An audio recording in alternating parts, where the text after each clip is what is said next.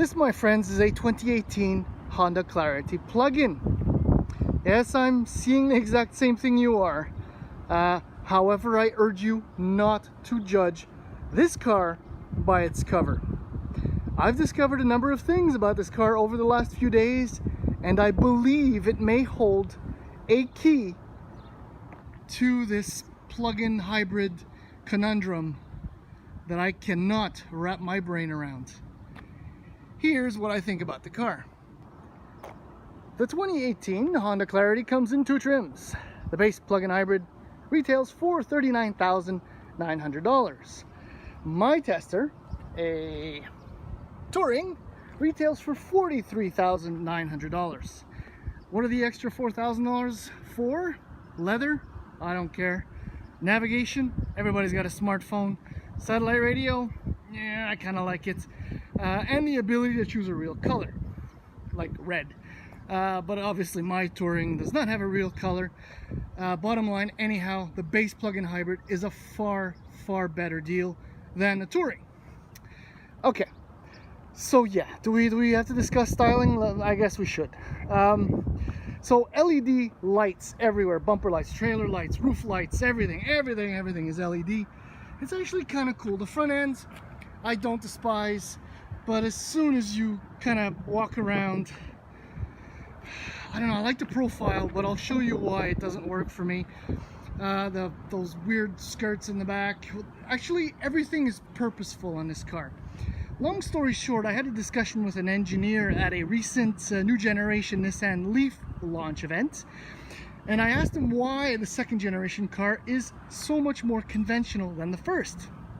The answer is actually quite simple and applies to this car. It needs to be as efficient as possible. So designers essentially have carte blanche to make something just slide and glide through the air. So maximum powertrain efficiency and range at the expense of styling. Now, see, what I'm trying to say is that it's like a 5-door hatchback style, but it isn't. Okay, you can't see it here because it's tinted, but this is actually a real closed trunk. See how it opens up? And the funny thing is, in order to make visibility, they actually cut out a piece of glass in the trunk lid, and there's your opening just above the rear bench. That's a little bit messed up. Anyhow, the trunk itself in this car, the plug-in hybrid, is usable. This car was conceived as such. So yeah, baby stuff, obviously. This is about 440 liters of trunk space, which is usable.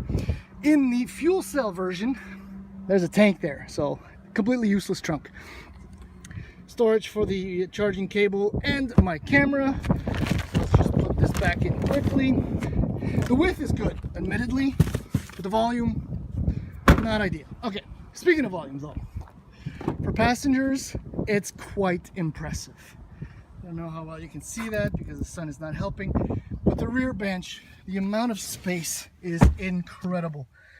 Leg room is unbelievable, elbow room, headroom is good as well, and I love these little storage pouches, right, on both sides. You can fit 3 abreast easy here, and my son's seat, there is no way he is going to touch the seat back, and the front passenger has plenty of leg room. But, right, in the front, I kind of want to complain about the leather, but the seats are actually fairly comfortable and they're really soft. So maybe for a long ride it won't be ideal, but then again, it's a plug-in hybrid, so you're not going to go very far if you stick to the electric range. Level of equipment, fit and finish, everything is kind of nice and funky. I got to start it up because it is really hot in here. So full digital gauges. There's your 8-inch screen with Honda Link. Navigating it is not ideal, right? You don't have the volume knob, and those are disappearing too. I mean, the 2019 Pilot has a knob, the Accord has a knob. So much more user-friendly, but you kind of get used to that. You have your climate controls down here, and you also have a redundancy switch when you go onto the screen. Your shifter, a la Honda, various drive modes, and storage. Lots and lots of storage. You got your bin here. You got this massive bin under like the transmission bridge as opposed to tunnel. There is one thing though. When I'm driving, my knee goes right up against this trim and it drives me bananas. I could not buy this car just because of that. Otherwise, I love the materials, fake faux looking, maybe it's real wood. I think it's fake, but again, it's the amount of space and the storage, the bins. This is actually a very user-friendly car. Oh, well, other controls too here, up in the gauges. This is so not intuitive. I mean, I wanna, okay, so you got your menu showing up, so I go enter. I wanna see if there's something. No, what I just did is I switched radio source. I'm gonna go back. Anyhow, I guess you can get used to that, but I'm quite annoyed and I'm giving it back in a couple days. But I'm being overly harsh on the car because the drive, the range, the powertrain efficiency on this car is making me seriously change my mind about the value of an actual plug-in hybrid. So let's go for a spin. So apparently it only took about 20 minutes to cook my forehead in the sun because it's blazing hot today and the sun's out. But that won't stop me from talking to you about the Honda Clarity plug-in hybrid, which normally I should despise. In a nutshell, I don't like plug-in hybrid vehicles. They are snake oil. You carry 500 to 700 pounds of batteries with you at all times. They give you 30 to 40 kilometers of range. Once they're depleted, your small displacement four-cylinder engine usually struggles to keep momentum going, thus creating hugely terrible fuel economy numbers, or generating, I should say. The Clarity is different. It was conceived as an alternative fuel vehicle, unlike, for example, a Mitsubishi Outlander that had an electric motor and some batteries thrust upon its poor little chassis, and, well, you lose all kinds of advantages when you do that.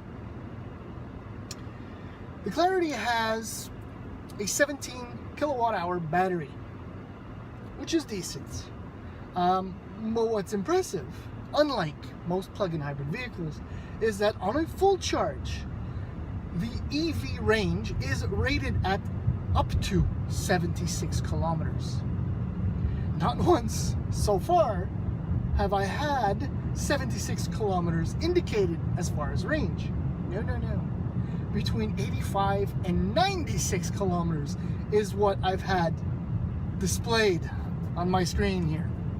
And using the car as I normally do, I was actually able to drive the way I like to drive without having to tiptoe around the limitations of this plug-in hybrid because of its range. Nah. And the other funny thing is too, this thing has a tiny 26.5 liter fuel tank, which gives the Clarity a total range of up to 547 kilometers, but not once have I had anything under 800 kilometers indicated again.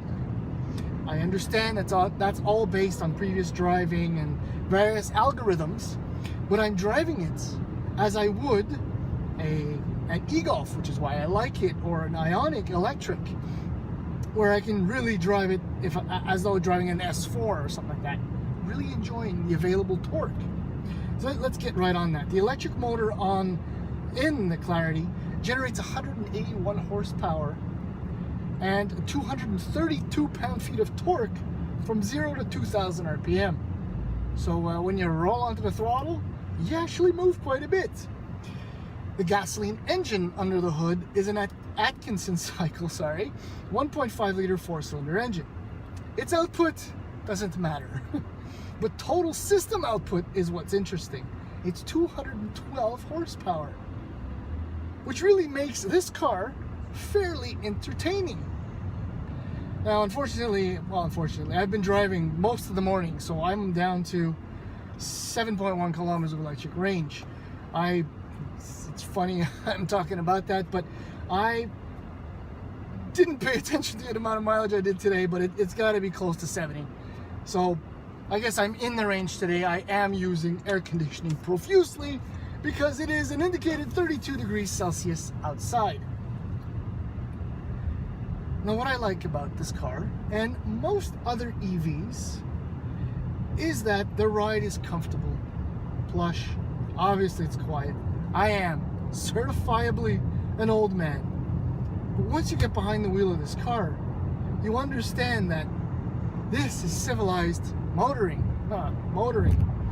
Very comfortable seats.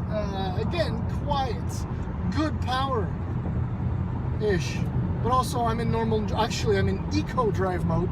That's why I'm getting so much range today, despite using the AC and all of that. And I'll just pop out of that. I get a little bit more acceleration, not much. There's actually a sport mode, which is I've used it a couple times. Yeah, it sharpens throttle response up a little bit, but ultimately completely useless in this car.